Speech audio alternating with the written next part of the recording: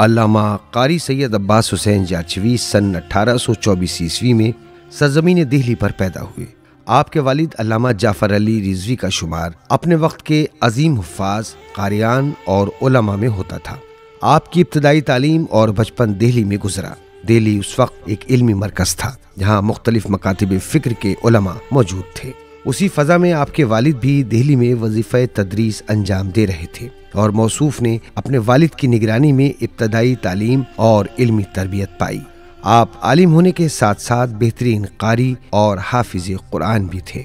मौसूफ ने इब्तदाई तालीम के बाद मशहूर असातिज़ा से कसब फैज़ किया और उसूल, फ़िक़्ह, कलाम, मंतिक़ और फ़लसफ़े जैसे उलूम में महारत हासिल की। अल्लामा अपने वालिद की वफ़ात के बाद दिल्ली कॉलेज में प्रोफेसर की हैसियत से मुंतखब हुए। अल्लामा कारी अब्बास जारचवी की शख्सियत भी अपने वालिद की तरह इल्म व फज़ल से सरशार थी। आपके तदरीसी तरीक़े में वालिद की खुसूसियात वाज़े तौर पर नज़र आती थीं। फ़न क़िराअत में भी आप अपने वालिद के शागिर्द थे।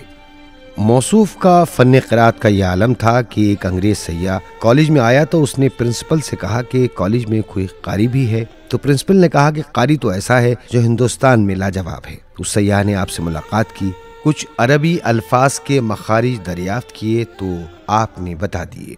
फिर उसने कहा, ये तो सभी बता देते हैं, अदा करके बतलाइए। आपने कुछ अल्फाज मखरज के साथ अदा किए तो वो सയ്याह हैरत में पड़ गया और उसने प्रिंसिपल से कहा कि आपने मौलाना की कम तारीफ की है। मैंने ऐसा मुमताज़ कारी मिस्र तक में भी नहीं देखा कि जिनके लबो लहजे में कुरान रचा बसा है।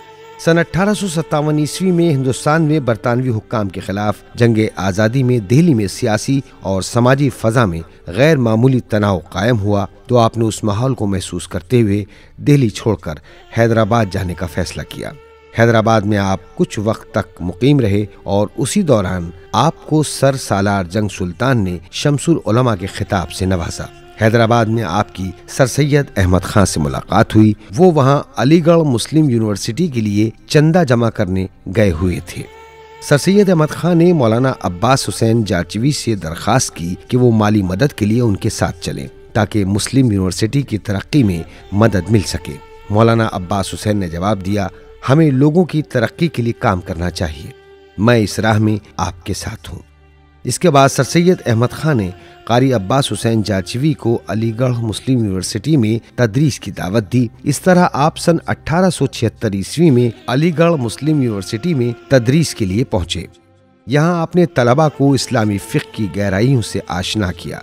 इसी के साथ जदीद तालीम को इस्लामी तालीमात के साथ हम आहंग करने की कोशिश की। ख्वाजा अल्ताफ़ हुसैन हाली अपनी किताब हयात जावेद में लिखते हैं कि सर सैयद की सदाकत और अमानत की बदौलत उनके दोस्त नादिरुल वजूद थे, जिनमें मौलाना अब्बास हुसैन भी शामिल थे।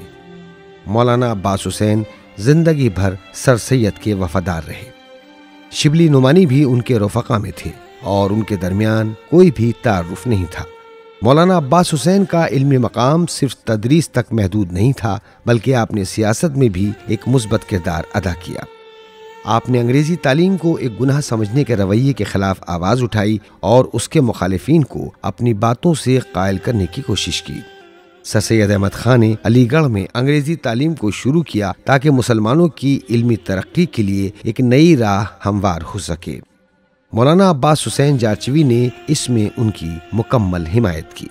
मौलाना मौसूफ की तदरीस में सुन्नी और शिया दोनों तबकों के तलबा दिलचस्पी लेते थे।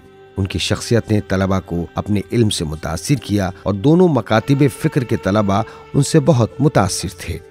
आपने बेवाओं के लिए एक ख़ास तहरीक शुरू की थी जिसमें आप कामयाब हुए और बेवाओं के हुकूक के तहफ़्फ़ुज़ के लिए आवाज़ बुलंद की।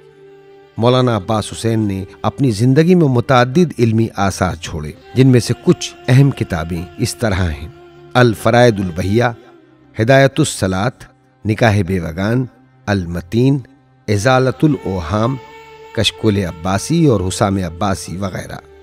अल्लाह ने आपको 2 फर्जंद अता किए जिनको नसीर अब्बास और नासिर अब्बास के नाम से पहचाना गया। आखिरकार ये इल्मो हिकमत का आफताब सन 1926 ईस्वी में सरजमीन जारचे पर गुरूब हो गया। नमाज जनाजा के बाद मजमे की हजार आहुबुका के हमरा आपको आपके आबाई कब्रिस्तान जारचे में सुपुर्द खाक कर दिया गया।